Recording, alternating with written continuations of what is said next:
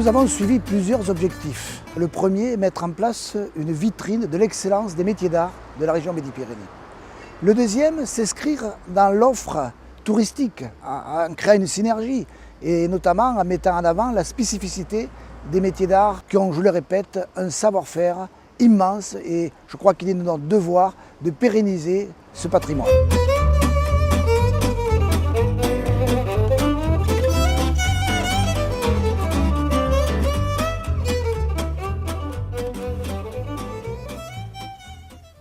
Le verre, pour moi, c'est un matériau passionnant parce qu'on peut le transformer, le modeler, lui faire attraper la lumière presque comme on le souhaite.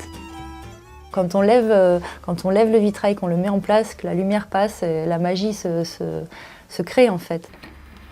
Il y a beaucoup d'ateliers qui font uniquement de la restauration pour le patrimoine de vitraux. C'est un métier de copiste et de respect des matériaux, de respect des techniques traditionnelles. C'est un challenge à chaque fois parce que chaque peintre verrier a sa technique, a son coup de crayon ou son coup de pinceau plutôt. Ici, on fait les deux, et la restauration traditionnelle, mais je pense qu'il faut s'inscrire dans son temps aussi. Et que certains d'entre nous, en tout cas, ont la prétention d'avoir des choses à dire dans la matière ou dans l'expression, et que voilà, nous sommes aussi créateurs, je pense. On a des bois bruts qui sont fibreux, il y a des sycomores aussi, qui sont des grains très très doux et en même temps des grains durs, c'est-à-dire c'est des bois. On pourrait presque assimiler ça à des bois précieux chez nous, hein, vraiment. C'est vraiment des bois magnifiques.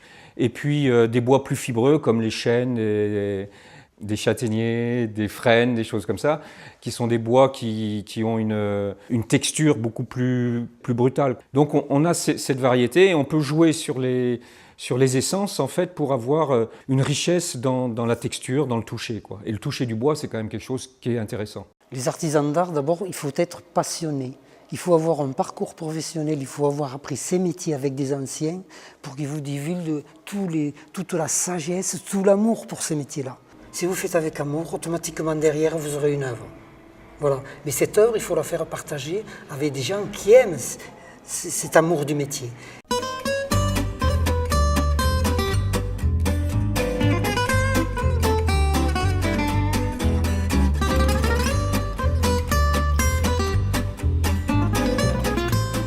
On est amené à travailler avec beaucoup de matières. Il faut évidemment connaître toutes ces matières. Donc ça peut être un acier évidemment au niveau de la lame, qui peut être aussi intégré dans la mitre ou alors le ressort. Ensuite vient le choix de la matière pour le manche.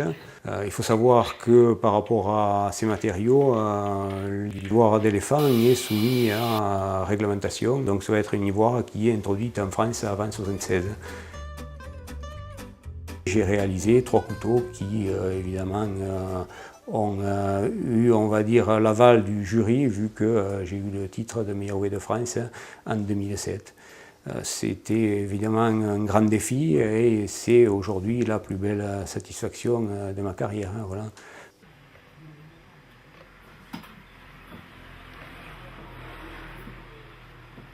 Moi, ce que je pourrais caractériser par rapport à mon métier, c'est savoir apprécier les couleurs.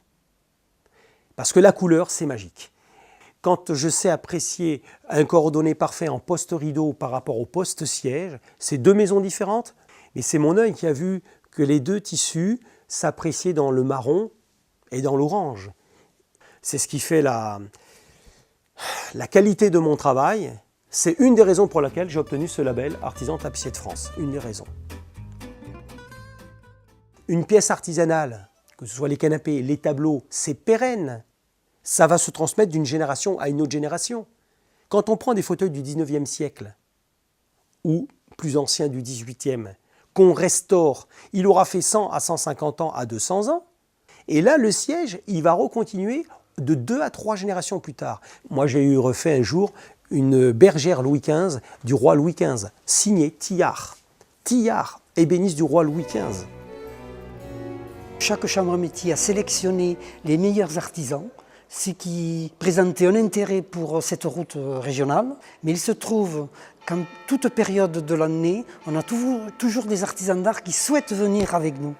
Alors il y a des critères de sélection, les connaissances du métier, la passion, le parcours professionnel les intéresse beaucoup, la créativité, la convivialité et savoir faire partager l'amour de ce métier avec le grand public. Si cet artisan-là rentre dans ces critères-là, on l'acceptera avec grand plaisir. Plus la famille est importante, mieux ça sera.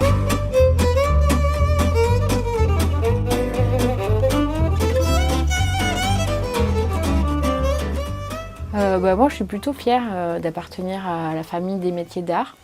Donc c'est vrai que le verre, c'est une matière noble, et le fait que quelqu'un m'ait transmis son savoir, m'ait appris ses petits secrets, voilà, savoir comment faire telle et telle chose, ça c'est quelque chose dont je suis assez fière. Un jour peut-être j'aimerais bien apprendre aussi mon savoir-faire à d'autres personnes, quoi. Ici à l'Isle-Jourdain, il y a un petit qui a 14 ans qui aimerait bien être souffleur de verre. Il a essayé, je lui ai dit d'aller voir. Est-ce qu'une fois qu'il a touché la matière, est-ce que c'est toujours là? Et a priori, c'est là. Donc voilà, ça c'est vrai que c'est assez touchant. Il est tout jeune, il sait qu'il a envie de faire quelque chose de ses mains. Ça a été un appel plus qu'un choix de ma part. Je voulais ferrer des chevaux, j'ai tapé sur une enclume.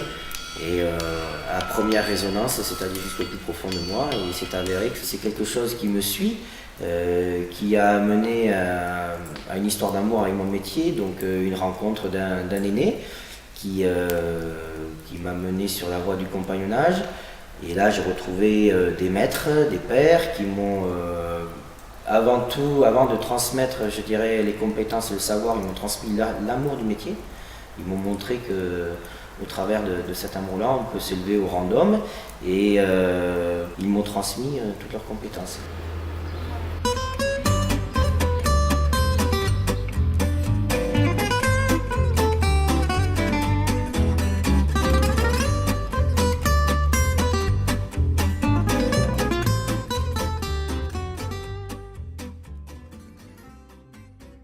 C'est un métier de passion avant tout, parce qu'on est complètement en décalage avec la société, quoi. La société de consommation où les choses sont faites en série et très rapidement. Nous, on est encore à la pièce unique ou à très petite quantité.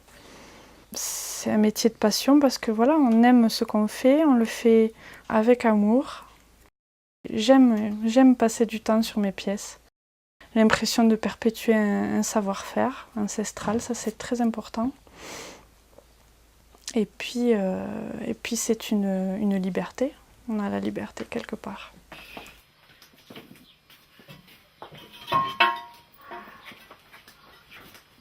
Les gens qui viennent à l'atelier pour des week-ends de création viennent pour découvrir la région et en même temps de profiter de travailler avec nous sur un projet ou une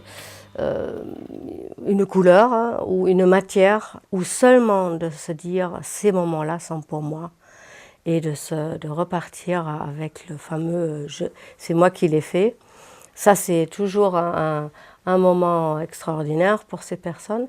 En même temps, donc, dans ce côté tourisme créatif, ça permet aussi aux gens de découvrir la région et de voyager un petit peu avec la possibilité de visiter d'autres ateliers qui se trouvent donc comme nous sur la route. J'ai envie de dire à tous ces gens qui nous visitent que la région Midi-Pyrénées, c'est la plus belle région de France. Qu'ils en tombent amoureux et qui, pourquoi pas, décident d'y rester, de poser leurs valises. Cette couleur Incroyable. incroyable. C'est très stimulant, il faut s'inscrire dans son temps. Ça m'arrive assez fréquemment de faire des petites maquettes. Vu de toute la sagesse, tout l'amour pour ce métier-là.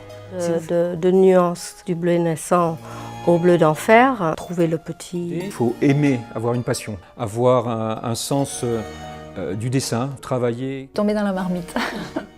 Une richesse dans la texture, dans le toucher. Le dessin, la coupe du verre, le côté coloriste. Qui fait du bien, qui ne laisse pas indifférent. Si vous faites avec amour, automatiquement derrière, vous aurez une Il œuvre. faut savoir teinter, savoir faire des mélanges de couleurs pour obtenir les couleurs que les gens Avec veulent. des pinceaux en martre, en blaireau, en petit gris. Maîtriser l'effet. Quelque chose qui fait vivre votre pièce, qui lui donne une âme.